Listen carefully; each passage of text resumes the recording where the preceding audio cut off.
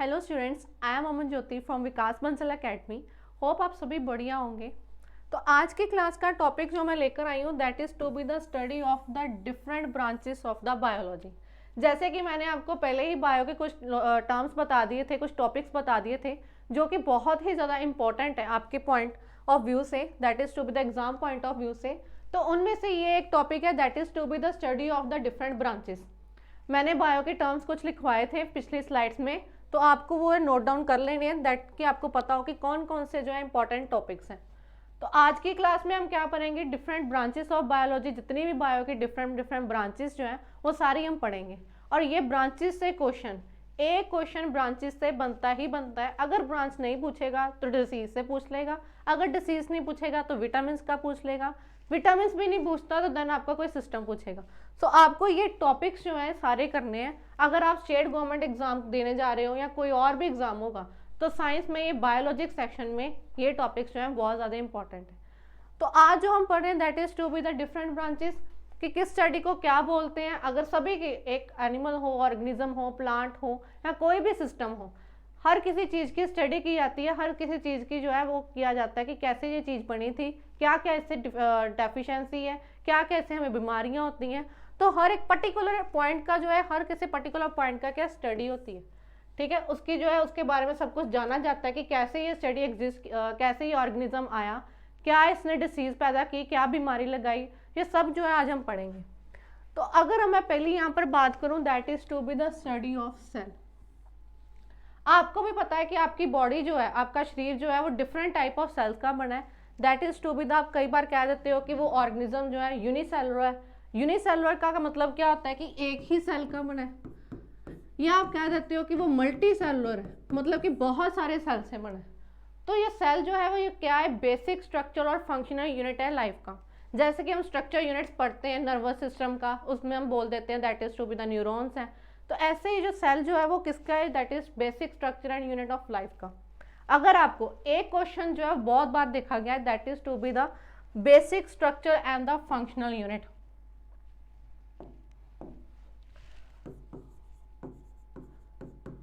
Basic structure and functional unit of life. तो वो क्या है आंसर आपका, सेल। ऐसे ही सबके यूनिट्स पूछे जाते हैं कि नर्वस सिस्टम का क्या यूनिट था, तो सारे यूनिट्स के भी मैंने आपको टॉपिक करवाए थे, वो भी आपको सभी ने याद करने हैं, सभी ने उसको रिकॉल करना है। तो अगर अब यहाँ पर बात करें that is to be the study of cell की, तो स्टडी ऑफ सेल को क्या बोलते हैं, that is to be the cytology. अब पेपर में क्वेश्चन कैसे पूछता है कि अगर साइटोलॉजी ही दे देगा, साइटोलॉजी किसकी स्टडी, साइटोलॉजी में हम किसके बारे में पढ़ते हैं, तो आंसर क्या है, सेल। या आपको दे देगा स्टडी ऑफ सेल क्या होता है, that is to be the cytology. Logy word ही किसके लिए यूज होता है, स्टडी के लिए।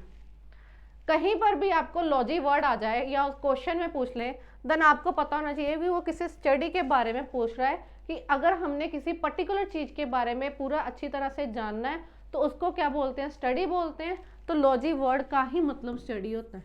आगे से सिर्फ आपने ये वर्ड उठाना है कि वो किसके बारे में बात कर रहा है, साइटो।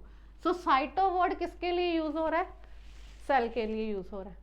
अगर हम सेल की बात करें तो सेल वर्ड जो है लैटिन वर्ड से बना है that is to be the cellula, जिसका मतलब क्या है, that is to be the small room. सभी को पता है कि जो हमारी बॉडी है दैट इज सेल्स की बनी है, छोटे छोटे सेल्स की बनी है। सो सेल का मतलब क्या है, that is to be the small room. और कौन से वर्ड से उठाया गया है, लैटिन वर्ड से उठाया गया, जिसका वर्ड मतलब क्या है, that is to be the cellula. Clear. Cell is the basic structural and the functional unit of life forms.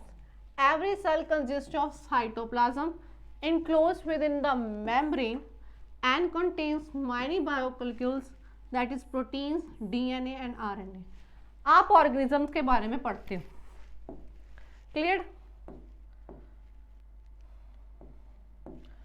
अगर कोई भी ऐसे ऑर्गेनिज्म ले लिया, ये जितना भी ये डॉटेड पार्ट होता है, यहाँ पर तो न्यूक्लियस होता ही होता है, ये न्यूक्लियस है। तो जितना भी ये फ्लूइड पार्ट साइट, ये सारा क्या है, ये सारा साइटोप्लाज्म ही होता है। इसमें ऑर्गेनेल्स पाई जाती है, माइटोकॉन्ड्रिया पढ़ते हो, गोल्गी बॉडीज पढ़ते हो, वो इसके बीच में पाई जाती हैं। तो ये ऑर्गेनिजम्स के यहाँ सेल के बीच में ये जितना भी फ्लूइडी पार्ट है, सेल के ये जो पार्ट होता है ये सभी को पता है न्यूक्लियस है, ये बाकी जो पार्ट है ये सारा क्या है, that is to be the cytoplasm. Clear? और यही मैंने यहाँ पर बात की अभी, that is to be the cell क्या है, सेल के बीच में क्या है, that is to be the cytoplasm है। ठीक है, enclose within the membrane, enclose within the membrane biomolecules, protein, DNA और आरएनए। साइटोप्लाज्म होता है that is to be the cell के अंदर। यहाँ पर समझो कि सेल के अंदर क्या है, ये जो है साइटोप्लाज्म होता है। तो साइटोप्लाज्म के आले दुआले क्या है, that is to be the इर्द गिर्द क्या है, that is to be the membrane. और इसके अंदर क्या होते हैं, प्रोटीन, डीएनए, आरएनए, जो हमारे बायोमोलिक्यूल्स हैं वो पाए जाते हैं। क्लियर? अगर तो आपको लाइफ का फंक्शनल और बेसिक स्ट्रक्चर यूनिट पूछ लें, स्ट्रक्चर मतलब कि किस चीज से बना है, that is to be the cell से बना है। अब सेल के अंदर क्या है, ये साइटोप्लाज्म है, आउटर कवरिंग को आप मेम्ब्रेन बोलते हो और बीच वाले पार्ट को न्यूक्लियस बोलते हो। और इसके पास क्या है, सारा कुछ है, प्रोटीन है, डीएनए है, आरएनए है। क्लियर है सभी को? और यही अगर आपको इसके रिलेटेड पूछ ले कि इसकी स्टडी को क्या बोलते हैं, या इसके बारे में जब हम सेल के बारे में पढ़ते हैं, सेल के बारे में पढ़ोगे तो उसका पर्टिकुलर नेम क्या है, that is to be the cytology. Cytology से समझ आना है कि उसके किसी के बारे में ना, उसके पढ़ना है, उसके बारे में कुछ जानना है, तो वो आपको पता होना चाहिए किसके बारे में जानना चाहता है वो। Cyto word is use for the cell. Cyto शब्द जो है वो किसके लिए यूज किया गया है, सेल के लिए यूज किया गया है। क्लियर? देखो आगे से ही आपको ना यहाँ पर ट्रिक, कभी भी स्टडी जो है ना वो ऐसे नहीं है कि बुकिश लैंग्वेज से क्यों गया, ट्रिक के साथ पढ़ोगे ना तो आपको ग्रैब करने में भी इजी होगा। अब साइटो वर्ड को ट्रिक के साथ पढ़ोगे ना, हाँ साइटो था, सेल था। नेक्स्ट में एक सिंपल सी ट्रिक है, बैक्टीरी। बैक्टीरी वर्ड से ही पता लग रहा है कि वो बैक्टीरिया के बारे में जरूर बात पढ़ा होगा। और अगर आपको लॉजी के बारे में पढ़ा होगा ना, आपको पता होगा कि लॉजी वर्ड हम किसके लिए यूज करते हैं, that is to be the study के लिए, कि जब हमने बैक्टीरिया के बारे में पढ़ना है, बैक्टीरिया की पूरी पढ़ना है कि कहाँ से आया, कैसे बना, तो अगर आपको लॉजी का मतलब पड़ा है वो तो आप लगा दोगे कि किसी की स्टडी के बारे में बात कर रहे हैं। बैक्टीरिया वर्ड से ही देखो कि वो बैक्टीरिया की बात कर, तो यहाँ से भी समटाइम्स क्वेश्चन में ही आंसर होता है। जस्ट आपने अपना जो लेवल रखना है, that is to be the presence of mind, जो है वो बिल्कुल ही ओपनली रखना है, ताकि कि आपको आंसर ना भी आए तो आप ऐसे ट्रिक के साथ जो आंसर करो। क्लियर? सिंपल कई बार क्वेश्चंस आ जाते हैं पेपर में। अब बैक्टीरिया की ही स्टडी जो अगर पूछ लेगा तो bacteriology is the simplest answer, इसमें कंफ्यूजन की कोई बात ही नहीं। तो आपको जब भी पढ़ना है, ऑलवेज मैं हमेशा ये कहती हूँ कि स्मार्ट स्टडी से पढ़ना है, ये नहीं है कि बुकिश लैंग्वेज, कितनी बुक्स पढ़ लोगे आप। तो आपको जो है ऐसे स्मार्ट स्टडी करनी है, again I repeat, to the point notes बनाने हैं आपने। सो यहाँ पर देखो, अगर बैक्टीरिया की स्टडी की बात करें, सिंपली है that is to be the bacteriology. Clear? यहाँ पर सिंपल आपने क्या किया, एक ही जगह जस्ट ओ लगा दिया, तो वो उसकी स्टडी, उसके बारे में पढ़ना हो गया कि बैक्टीरियोलॉजी है वो। क्लियर? यहाँ पर सेल टॉपिक कंप्लीट करो पहले। अब अगर बात आ जाए cell biology, is the study of the cell which were discovered by the Robert Hooke. अब ये क्वेश्चन बहुत बार आया। देखो बायो में जो मेन टॉपिक्स होते हैं वो होते हैं डिस्कवरी, कि यार किसने क्या डिस्कवर किया, विटामिन। अगेन आई रिपीट कि ये टॉपिक्स जो है पूछे ही जाते हैं, आपको एक सेट में जरूर मिलेंगे। डिस्कवरी से बहुत क्वेश्चन बनते हैं। अब आपको यहाँ पर आ जाए कि इसके बारे में, ये किसने डिस्कवर किया था, रॉबर्ट हुक। अब क्वेश्चन ये भी बन सकता है कि रॉबर्ट हुक ने क्या डिस्कवर किया था। 4 ऑप्शंस आपको दे देंगे, उसमें से आपने ये उठाना है, सेल बायोलॉजी, दैट्स इट, आपका आंसर यहाँ पर। सो सेल जो है बेसिकली 2 तरह के होते हैं, यूकैरियोटिक होते हैं विच कंटेन न्यूक्लियस। जिसके पास तो न्यूक्लियस है वो यूकैरियोटिक है। अब जिसके पास न्यूक्लियस नहीं है वो कौन सा होगा, प्रोकैरियोटिक होगा। जिसके पास तो न्यूक्लियस है that is to be the eukaryotic, जिसके पास नहीं है that is to be the prokaryotic होगा। Which do not have the nucleus but a prokaryotes a single cell organism, while eukaryotes जो हैं वो सिंगल सेल भी होते हैं या मल्टी सेलुलर भी होते हैं। अब इसके ऊपर भी मैं एक आपको टॉपिक करवाऊंगी। यहाँ पर अगर आपने लिखना हो तो देखो, अगर तो आ जाए that is to be the cell के बारे में,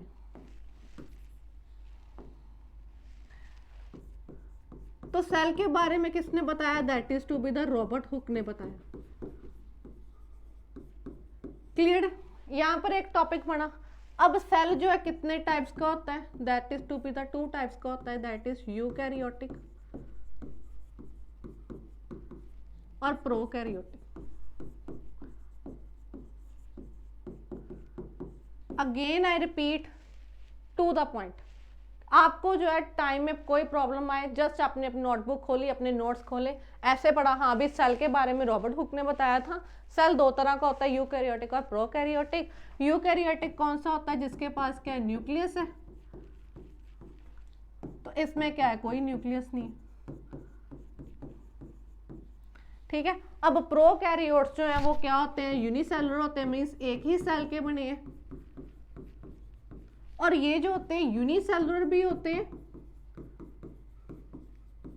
और मल्टीसेलुलर भी होते हैं।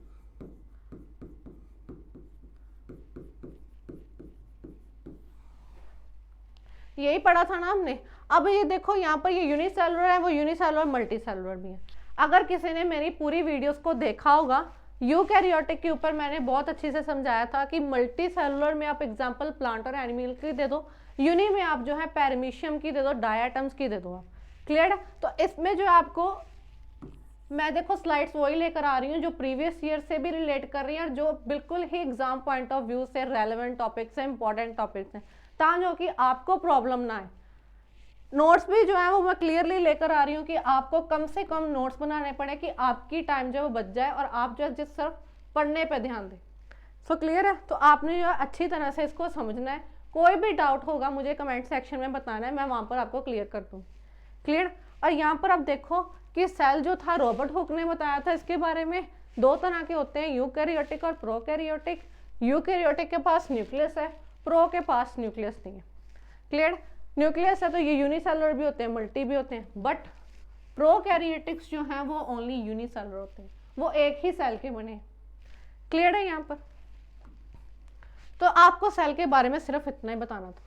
और ये मेन पॉइंट की basic structure and the functional unit है, तो वो कौन से वर्ड से बना है, that is to be the cellula से बना है, जिसका मतलब क्या है, स्मॉल रूम।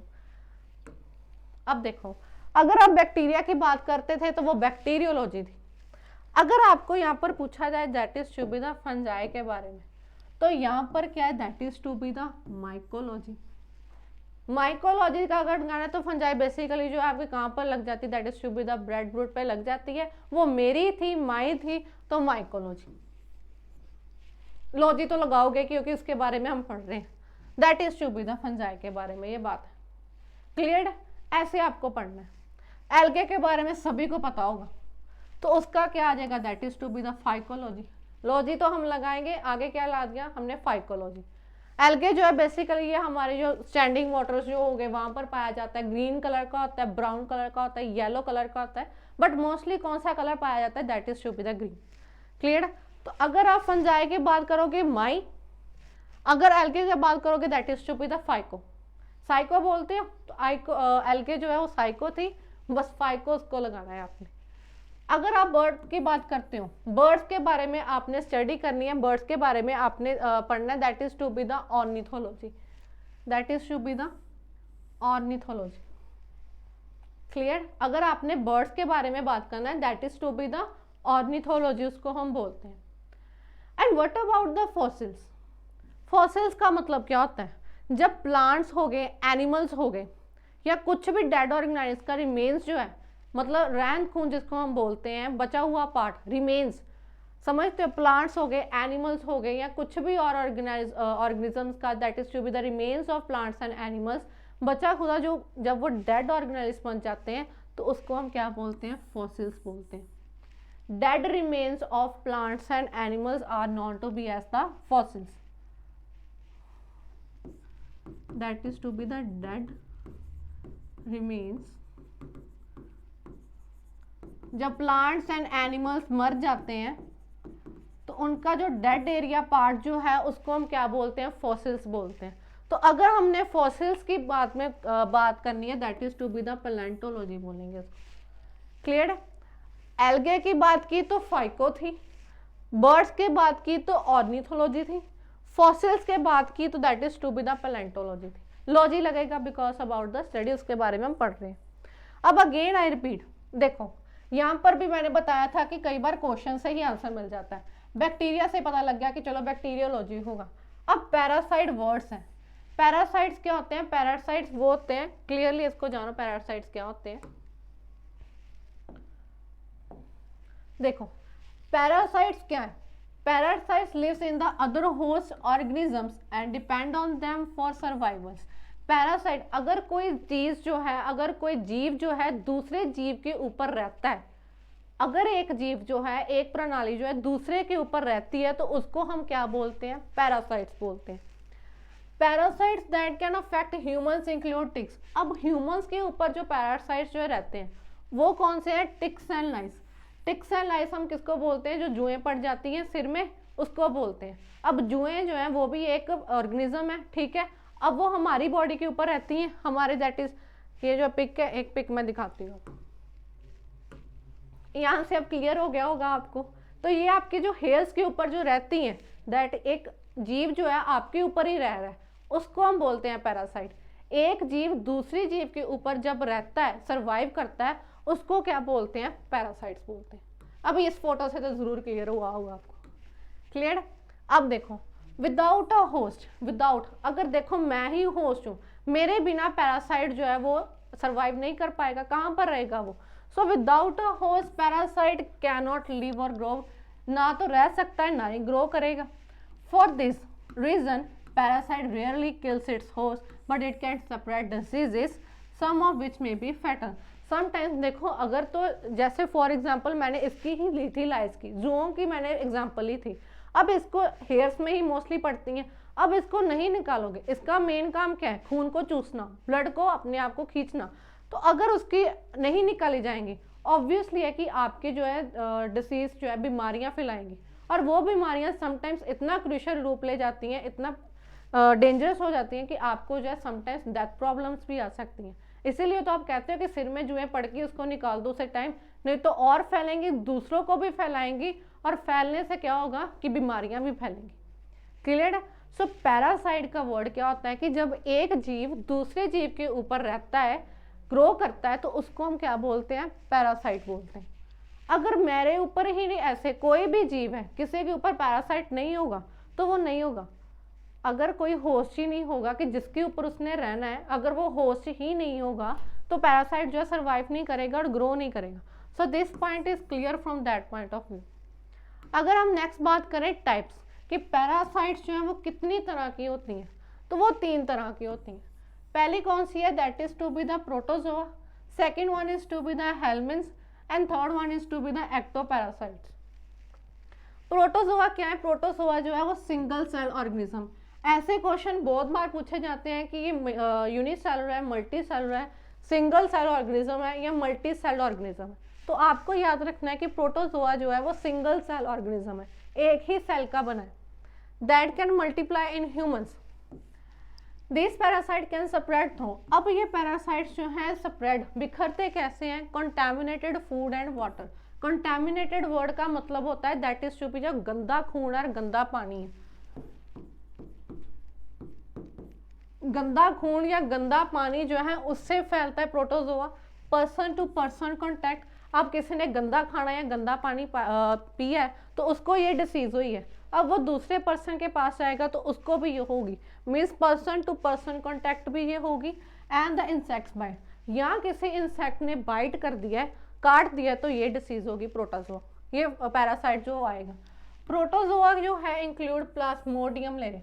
आपको नेम ऐसे ही लर्न करने पड़ेंगे, आप ये नहीं कह सकते कि इसका और अनदर नेम।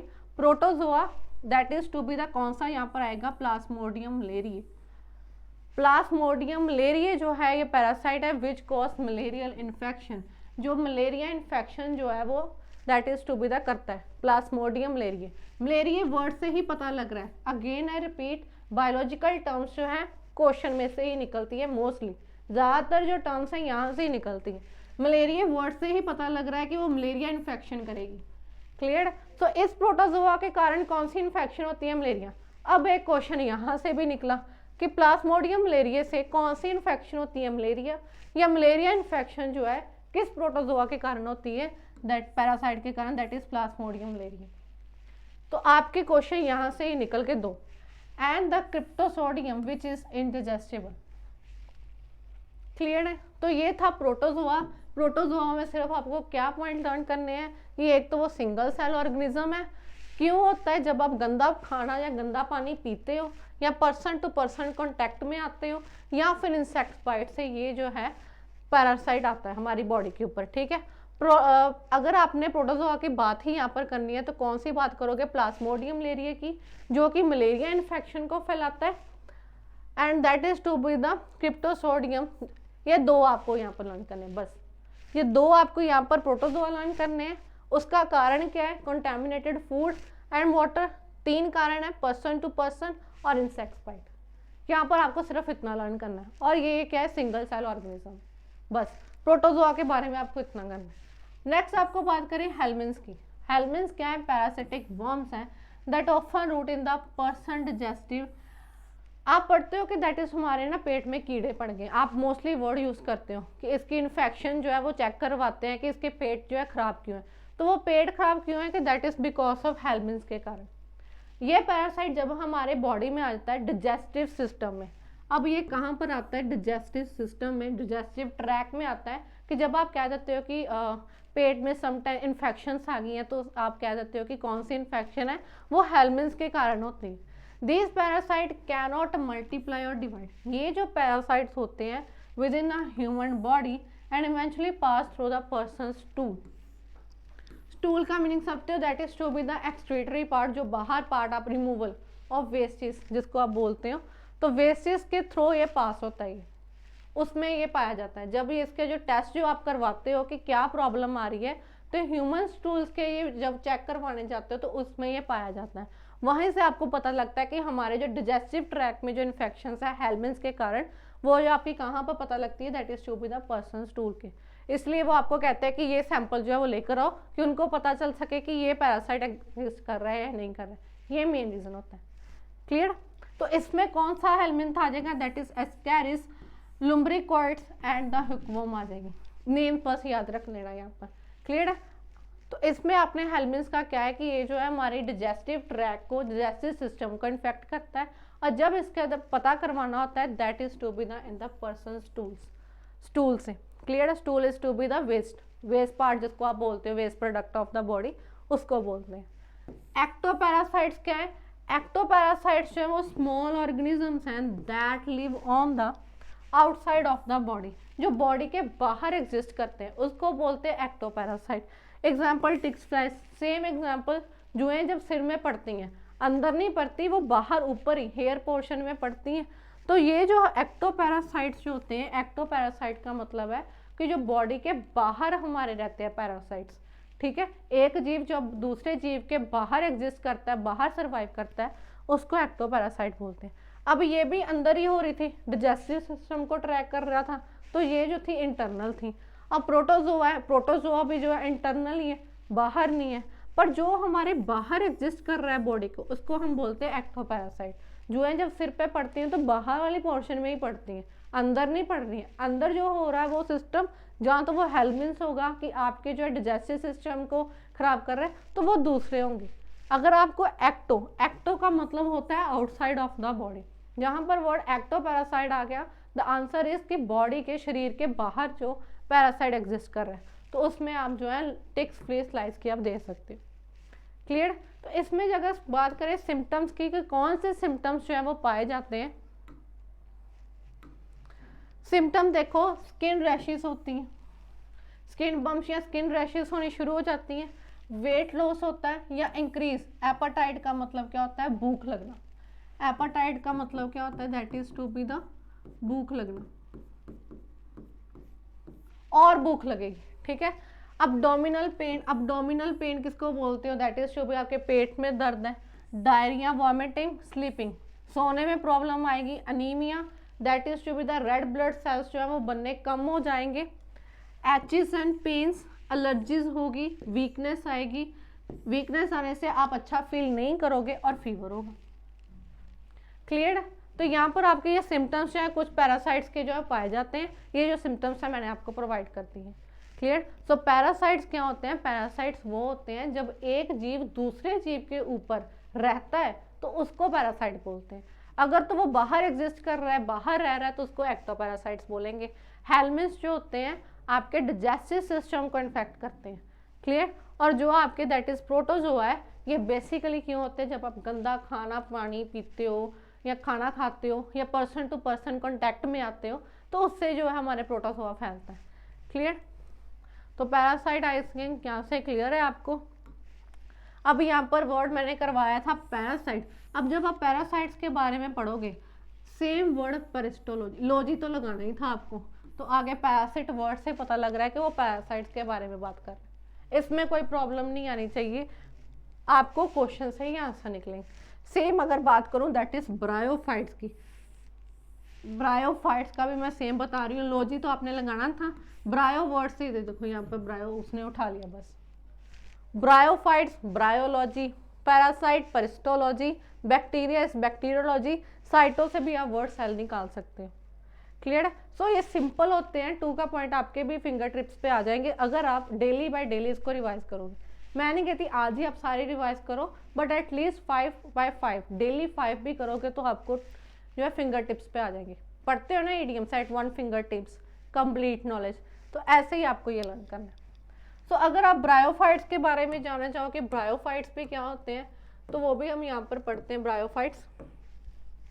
सो ब्रायोफाइट्स क्या है कि bryophytes are the groups of plant species that reproduce via spores rather than flowers और सीड्स। ना तो ये फ्लावर्स के कारण रिप्रोड्यूस होते हैं, आगे बढ़ते हैं, मीन्स आगे और बच्चे पैदा नहीं, अगर आपने सिंपल वर्ड में कहना हो रिप्रोडक्शन, तो ये ना तो फ्लावर्स के थ्रू इसकी रिप्रोडक्शन होती है, ना ही सीड्स के द्वारा रिप्रोडक्शन होती है। किसके द्वारा होती है, that is to be the spores के कारण होती है, ठीक है, that is to be the spores के कारण होती है। Next one is to be the bryophytes क्या है, आर कॉल्ड एज, आपने एक वर्ड पढ़ा होगा that is to be the, ऐसी इसकी स्ट्रक्चर होती है स्पोर्स की। अगर मैं बताऊं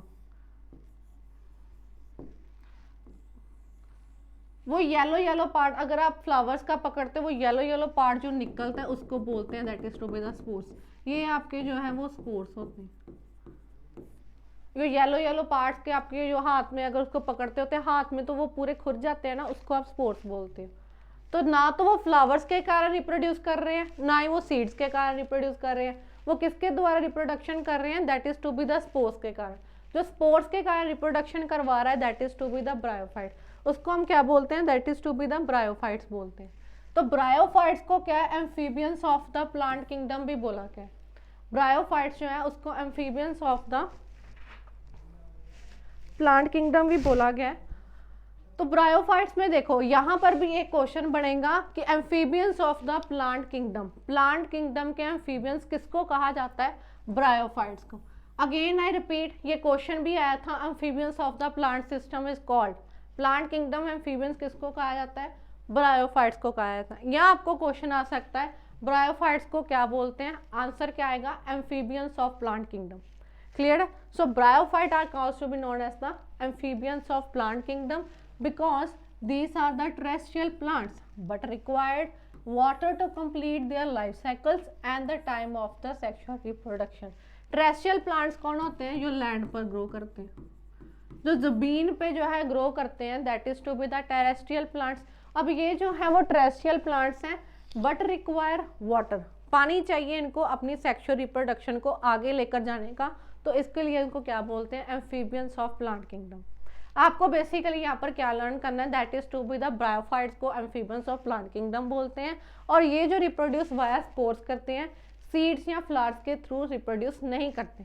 आपको ये डिफरेंस पता होना चाहिए कि ब्रायोफाइट रिप्रोड्यूस जो है वो स्पोर्स के थ्रू करते हैं, फ्लावर्स या फूल या सीड्स के अलावा नहीं करते हैं, क्लियर है। जनरल कैरेक्टरिस्टिक, अब इसकी विशेषताएं जो हैं ब्रायोफाइट्स की वो कौन कौन सी हैं वो देखो। Plants occur in the damp and the shaded areas, damp होता है that is to be the थोड़ा सा वेटी एरिया, थोड़ा सा गीला एरिया, शेडेड एरिया मीन्स थोड़ी जिसमें छाँव हो, दैट आप बोलते हो दैट इज ट्री की आपको मिलती है, that is to be the shaded area. So somewhat that is to be the damp is somewhat wetty area भी आप बोल सकते हो। The plant body is the thallus like, what do you mean by thallus, thallus का क्या मतलब है, वो बॉडी, वो प्लांट बॉडी जिसकी ना तो वो स्टेम है ना ही उसके पत्ते हैं, and like true root system and the vascular system, vascular system में आपके क्या आ जाते हैं, जाइलम और फोइलम आ जाते हैं। और ये जाइलम एंड फोइलम के कारण ही जो प्लांट बॉडी में न्यूट्रिएंट्स हैं, बॉडी में प्लांट बॉडी जो न्यूट्रिएंट्स है पूरा प्लांट बॉडी को पहुंचता है। रूट्स क्या करते हैं, यहाँ पर जाइलम क्या करेगा, रूट से न्यूट्रिएंट्स उठाएगा, लीव्स तक पहुंचाएगा। ये आपको मैंने पढ़ाया हुआ है कि जाइलम का क्या काम है कि रूट से वो क्या न्यूट्रिएंट्स उठाता है, पानी को उठाता है, तो कहाँ तक पहुंचाता है, लीव्स तक। अब लीव्स से आगे पूरी प्लांट बॉडी तक काम जो करेगा वो फोइलम करेगा। तो ना तो इसमें वेस्कुलर सिस्टम पाया जाता है, ना ही इसमें ट्रू रूट्स हैं, और ना ही इसमें स्टेम एंड लीव्स हैं। और जिसके पास ये चीज़ें नहीं है वो कौन है, ब्रायोफाइट्स है। तो इन सभी चीज़ों की लैकमेंट अगर ना हो उसको थैलस बॉडी बोलते हैं, and it is found in the damp and the shady areas में ये पाए जाते हैं। तो नेक्स्ट अगर हम बात करें that is to be the study, bryophytes की स्टडी को हमने बोल दिया दैट इज़ बायोलॉजी। अगर पैरासाइट एक जीव दूसरे जीव के ऊपर रह रहा है तो उसको हम क्या बोलते हैं, परिस्टोलॉजी। नेक्स्ट अगर हम बात करें that is to be the ears की, अगर हमने कान के बारे में that is to be the study करते हैं उसको हम क्या बोलते हैं, ओटोलॉजी बोलते हैं। तो सिंपली यहाँ पर वर्ड्स पूछे जाते हैं, otology is the study of, the answer is years. Question जो है सीधा ही पूछा जाता है, मोस्टली क्वेश्चन पूछा जाता है कि यही आपको पूछ लेते हैं कि ओटोलॉजी किसकी स्टडी है, आपको बताना होता है कि ईयर्स की स्टडी है। ऐसे क्वेश्चन जो बनकर आते हैं। तो अगर आपको पूछ ले कि आइज की स्टडीज को क्या बोलते हैं, तो answer is to be the ophthalmology. अगर ईयर्स की स्टडी है, ईयर्स के बारे में पढ़ना है पूरा अच्छी तरह, तो ऑटोलॉजी है। आइज के बारे में पढ़ना है that is ophthalmology.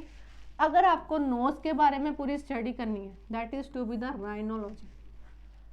Clear. Next is to be the skin, ये सभी को पता होगा that is to be the dermatology. Skin के बारे में अगर हम पढ़ते हैं तो उसको हम डर्मेटोलॉजी बोलते हैं। हेयर्स के बारे में पढ़ें देन इज ट्राइचोलॉजी। लॉजी तो वर्ड हमने लगाना ही है, आगे क्या लगा दिया, ट्राइचो। हार्ट वर्ड मैंने जब करवाया था आपको system that is to be the cardiology, तो उसमें मैंने बताया था कि जब भी आपको कार्डियक वर्ड कहीं पर भी आ जाए, कार्डियक वर्ड जो है कहीं पर भी आ जाए तो आपको उसको समझ लेना है कि वो हार्ट के बारे में बात कर रहा है। अब यहाँ पर आपको कार्डियो लिखा है, इस मीन्स कि वो हार्ट के बारे में तो बात कर ही रहा है। अगर आपको लॉजी का भी पता हो कि लॉजी का क्या मतलब है दैट इज स्टडी, तो आपको आंसर वहाँ पर ही आ जाएगा that is to be the study of heart या हार्ट स्टडी। कार्डियोलॉजी या आपका यहाँ कार्डियोलॉजी, बैक्टीरियोलॉजी और प्रिस्टोलॉजी, ये तीन जो थे बहुत रिपीट हुए थे, लेकिन मैंने आपको सभी जो है प्रोवाइड कर दी लिस्ट की। आपके शीट में जो है आपके टाइम पे कुछ भी पूछ सकता है, तो आपको अच्छी तरह से ये पढ़ने हैं। कार्डियोलॉजी आया तो वो हार्ट के बारे में बात करें, कहीं पर भी वर्ड आ जाए कार्डियक, उसका मतलब ही क्या है कि वो हार्ट के बारे में बात करें। तो cardiology is to be the hearts. अगर वो लंग्स के बारे में बात करें that is to be the pulmonology. Lungs का क्या काम है that is to be the inhalation और एक्सहेलेशन में काम है इसका। ये पे इस पे भी lungs, heart, kidney and liver, चारों टॉपिक्स के ऊपर मैंने वीडियो जो है आपको प्रोवाइड की है, उसके बारे में अच्छे से इनके फंक्शंस को डिटेल में बताया। तो आपको वो वीडियो जरूर देखनी है कि ताकि कि इनके फंक्शंस, इनके यूनिट्स और इनके अंदर कौन कौन सी चीज़ें जो पाई जाती हैं, उनका क्या क्या फंक्शंस हैं, वो आपको वीडियो शुरू देखनी, ताकि कि आपको इन चारों टॉपिक्स के ऊपर जो जितने भी डाउट्स हैं क्लियर हो जाए। क्लियर। सो यहाँ पर अगर लंग्स के बारे में बात करोगे that is to be the pulmonology. Kidney के बारे में अगर आपने देखी थी मेरी that is to be the excretory system की वीडियो, तो उसमें मैंने बताया था study of kidneys nephrology. Kidney के बारे में भी मैंने आपको बताया था that is to be the study of kidneys to be the nephrology, उसको हम बोलते हैं। अगर लिवर की बात करोगे that is to be the hepatology. Clear. तो ये आपको वर्ड्स यहाँ पर करने हैं। अगर हम यहाँ पर इसको अब रिकॉल कर लें, अगर आपने सिस्टम वीडियोस नहीं देखी थी तो वहाँ पर मैंने क्या बताया था आपको that is to be the liver के बारे में, कि हमारा लार्जेस्ट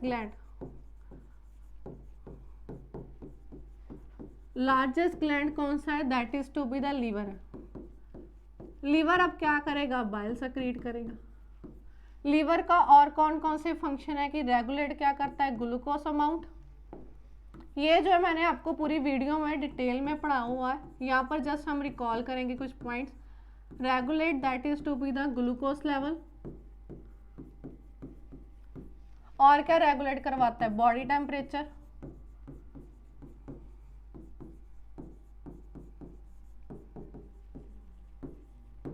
लीवर को ग्रेव ऑफ आरबीसी भी बोलते हैं। ये देखो ऐसे पॉइंट्स बनाने हैं कि अगर कहीं पर भी आ जाए लीवर किडनी, अगर आपने पढ़ा हो वहां पर उठाओ और पॉइंट्स लिखने शुरू कर दो कि आपको रिकॉल होता जाए। क्लियर। सो इसको जो है ग्रेव ऑफ आरबीसी भी बोलते हैं। अगर किसी पर्सन की डेथ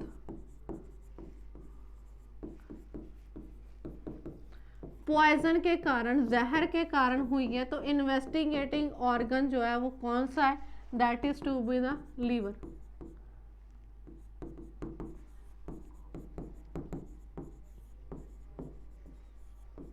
तो ये कुछ पॉइंट्स थे लीवर को लेकर जो मैंने यहाँ पर आपको रिकॉल करवा दिए हैं। आपको जो पूरा सिस्टम जो है मैंने अच्छी तरह से आपको डिटेल में पढ़ाया हुआ है, तो उन वीडियोस को आपने ज़रूर देखना है। अगर सिमिलरली यहाँ पर मैं किडनी की बात कर लूँ, तो किडनी में भी मैंने ये बताया था कि किडनी जो है उसके अंदर जो है नेफ्रॉन्स पाए जाते हैं। अब यहाँ पर नेफ्रॉन्स जो थे, अगर आपको याद हो तो यूनिट मैंने बताया था, नेफ्रॉन्स जो है किडनी के बारे में बताया था। और यहीं पर भी हमने स्टडी किसकी पढ़ ली, that is to be the kidney की नेफ्रोलॉजी। अब किसी ने अगर वो वीडियो देखी होती तो उसमें मैंने बताया था नेफ्रोलॉजी, तो यहाँ पर उसको आंसर भी पता होता कि नेफ्रो वर्ड जो है वो किडनी के लिए यूज किया था मैंने, तो logy that is to be the study, तो उसको आंसर यहाँ पर आता है नेफ्रोलॉजी। तो यहाँ पर सिमिलरली अगर बात करूँ तो मैंने पढ़ाया था किडनी के अंदर क्या पाए जाते हैं, नेफ्रॉन्स पाए जाते हैं। नेफ्रॉन्स में जो है वो कप लाइक स्ट्रक्चर जो एक पाई जाती है, उसको हम क्या बोलते हैं, that is to be the Bowman capsule. अब बोमन कैप्सूल में क्या पाए जाते थे, ग्लोमरस पाए जाते हैं। अब इन सभी के फंक्शंस जो है, ये चारों टॉपिक्स के फंक्शंस जो है वो मैंने स्लाइड में आपको वीडियो में प्रोवाइड किए थे। यहाँ पर हमने कुछ पॉइंट्स जो है इसके रिकॉल कर लिए कि किडनीज के अंदर नेफ्रॉन्स है, नेफ्रॉन्स के अंदर Bowman capsule, and Bowman capsule के अंदर क्या है, ग्लोमरस है। लीवर क्या है, लार्जेस्ट पार्ट है। अगर सेकंड लार्जेस्ट पूछ लें आपको तो वो कौन सा था, that is to be the pancreas. अब आपको फर्स्ट लार्जेस्ट पूछ ही लिया, अगर ब्रेन का पूछ लें कि लार्जेस्ट पार्ट कौन सा है, that is to be the brain.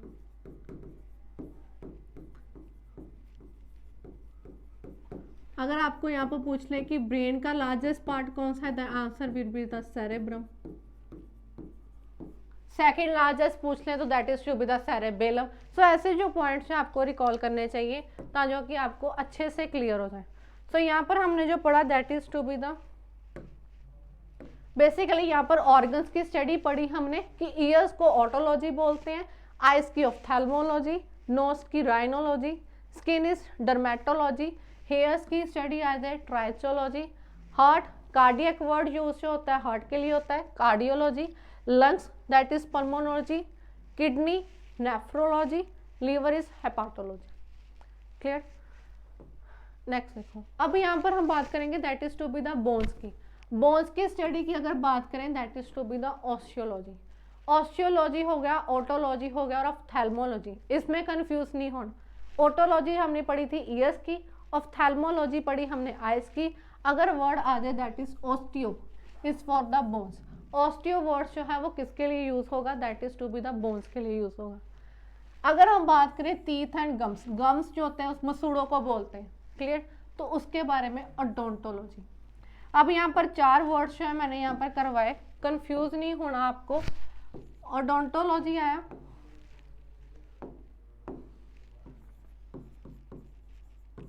ओडोंटो आया तो आपने किसके लिए यूज कर लिया, टीथ के लिए।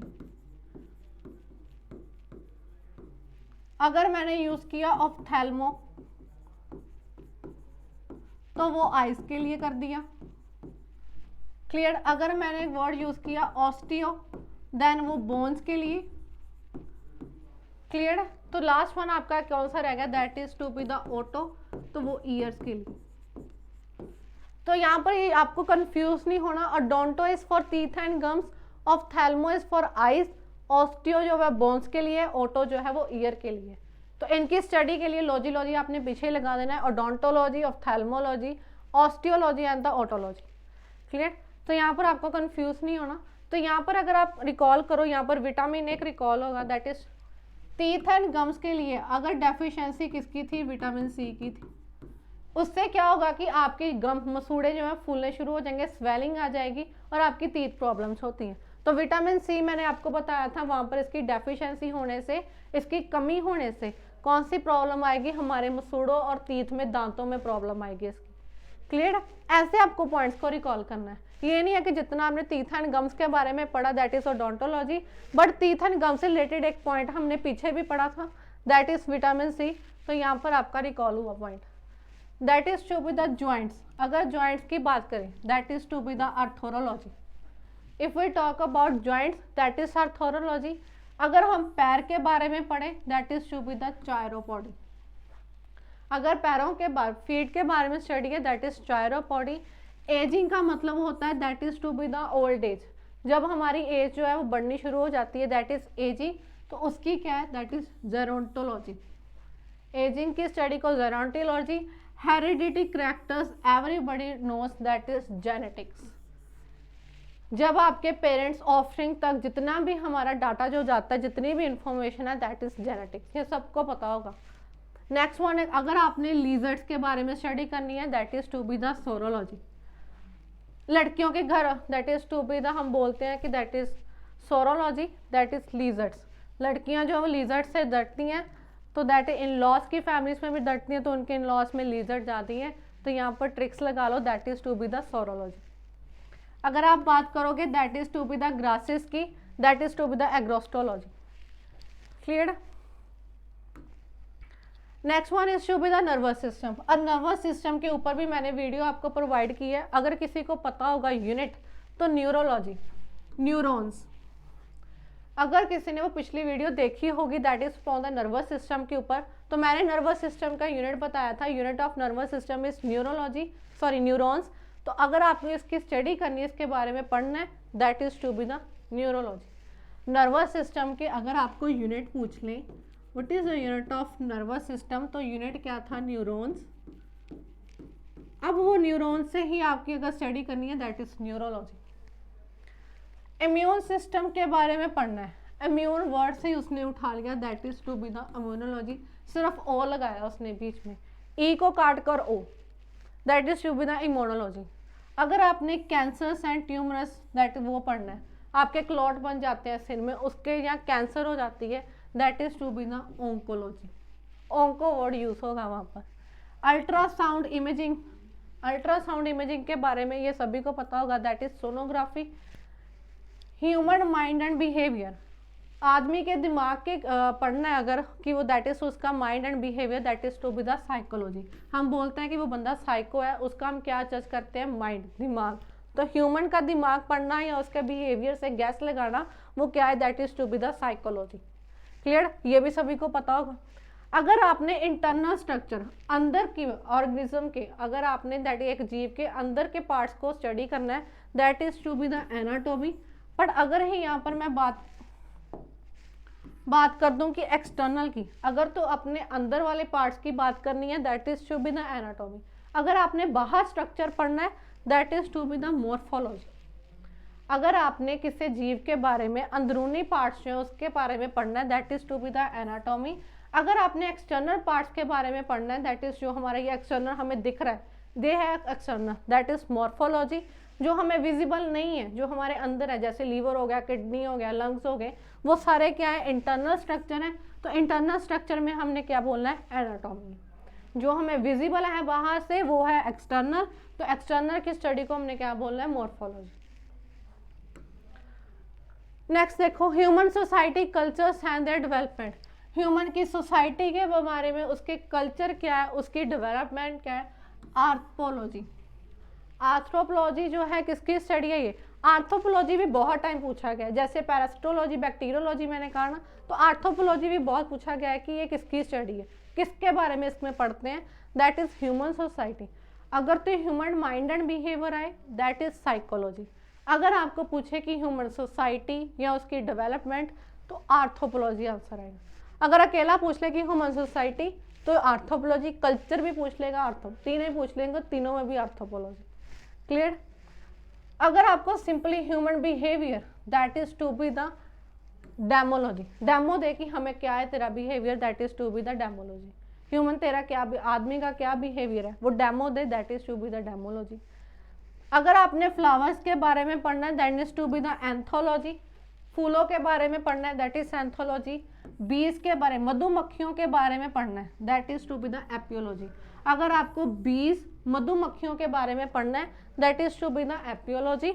अगर आपको वायरसेस के बारे में पढ़ना है, वायरसेस के ऊपर भी मैंने आपको जो है वीडियो प्रोवाइड की है, वायरसेस से रिलेटेड बहुत क्वेश्चंस आते हैं कि कौन सी डिसीज, कौन सी बीमारी जो है वायरसेस के कारण होती है, वो पूछी जाती है, ऑप्शंस दे दी जाती है और आपको पूछा जाता है इनमें से बताओ कौन सी डिसीज जो है वायरस के कारण हुई थी या इसका क्या कारण है, कौन सा वायरस कारण।